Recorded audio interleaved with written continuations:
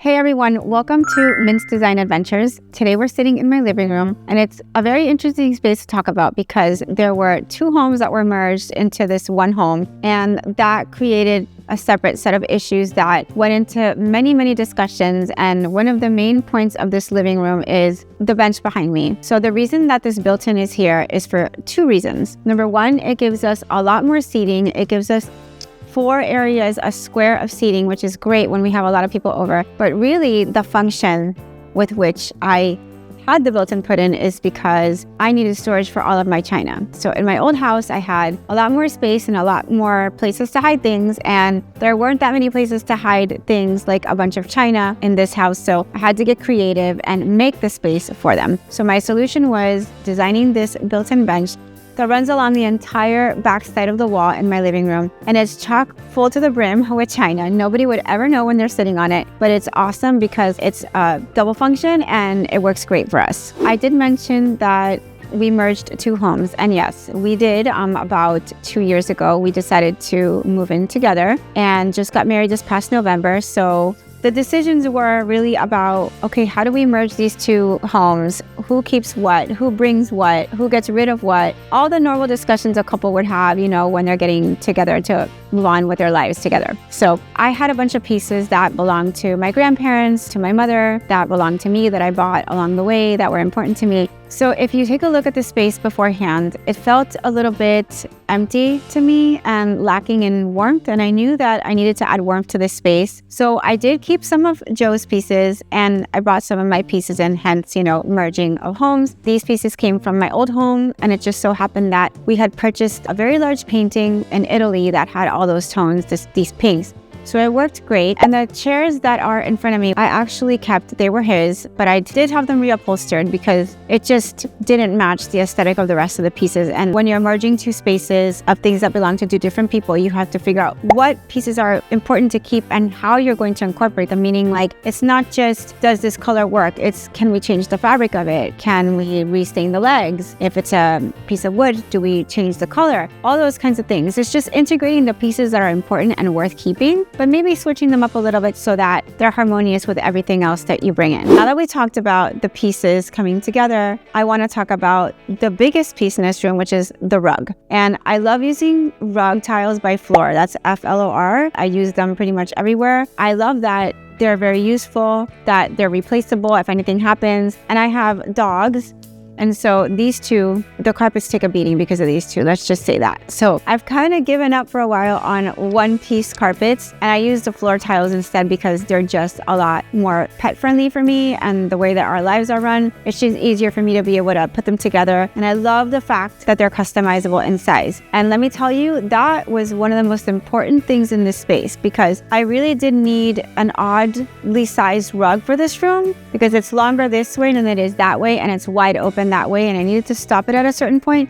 So having the rug tiles that I could customize was a huge help. Now, I picked this specific pattern because I thought it was beautiful, but I felt it was the perfect backdrop for all of the patterns and colors that I was introducing throughout the space. I didn't want anything pink because we had enough pink here and in the artwork. So I wanted something that was harmonious with the pink because these are the other bigger pieces in the room, but not quite pink. Something that would work with the beautiful plaid on the chairs that would be a pattern on pattern play, but not be insulting to the other fabric. I wanted something that would play together and look well together and be interesting. The fabric on the bench, it kind of reminds me of like piano keys, and that also worked super well with the pattern on the rug. So all in all, I'm loving how this mixed in with everything. I feel like the wood tone in the coffee tables is harmonious with that too. So, it was the perfect backdrop for everything. All right, let's get into the layout and the challenges that it posed because there were quite a few, even though you won't be able to see till I actually point them out to you. So the first thing is the piano was on the other side of the room. When the room was empty, it filled up a good amount of space. I think it was fine for how it was before. But once all these pieces came in,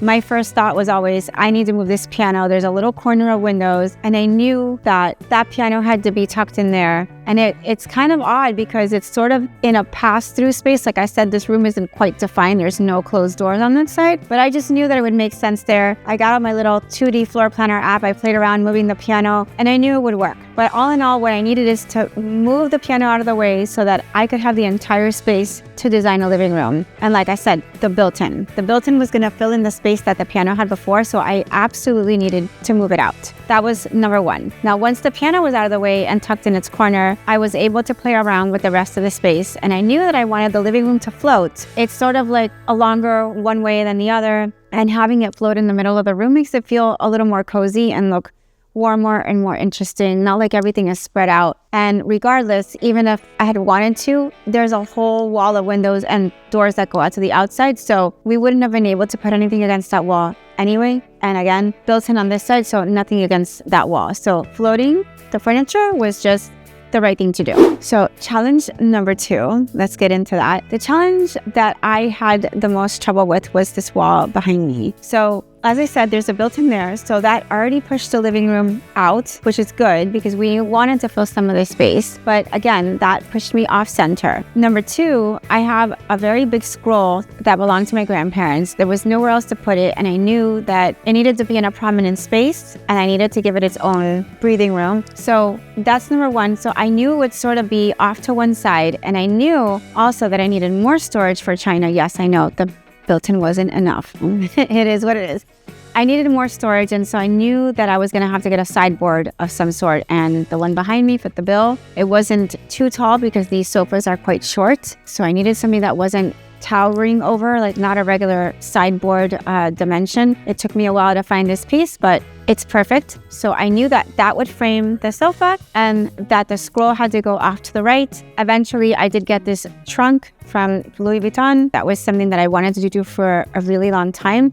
So I put it under the scroll. And so yeah, there is a little bit of asymmetry here where the sofa could have been pushed to the right a little more had the scroll not been here and centered the living room better, but that wasn't the plan for the pieces that we owned. And so sometimes you just got to look at what you have and plan accordingly. That's what's going to really dictate to you what the layout of your space is. It's not just the room dimensions or where the windows and doors are. It's what pieces you have that dictate how your space is going to be laid out. All right, so let's talk about the last challenge I had, and it's actually not behind me, not to the side of me, and not below me. It's on top of me. If you guys follow me, you know that I had this ancient Chinese room divider that I bought in an antique shop in San Francisco many years ago and had it shipped to my old house, and it went up on the ceiling. And I remember my contractor, Orlando, he said to me, "I'm not putting this thing up on the ceiling. You're crazy. This thing is ridiculously heavy." And I was like, "Well, you like a challenge, so there you go." And he's like, "No, anybody who comes to your house has to wear a hard hat under this thing because if it falls, it's going to kill somebody." And I just didn't give up. I was like, "No, you have to make this work." So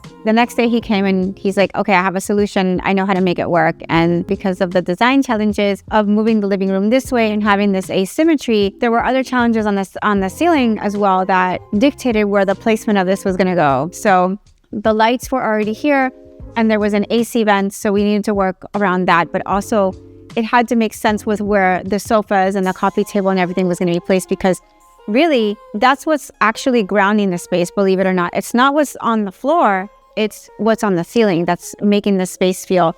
That's the center that you're going to look at. When your eye comes into the room, that's where it's going. It's going to this big piece on the ceiling, and that's what's making you know where your center is. I know that's a little bit crazy, but it's just so big and prominent that you have to look at it. So again, we decided to place this just a smidge to the side of the AC vent. That's what it allowed, making sure that we were not too far off from the center of what's going on behind me.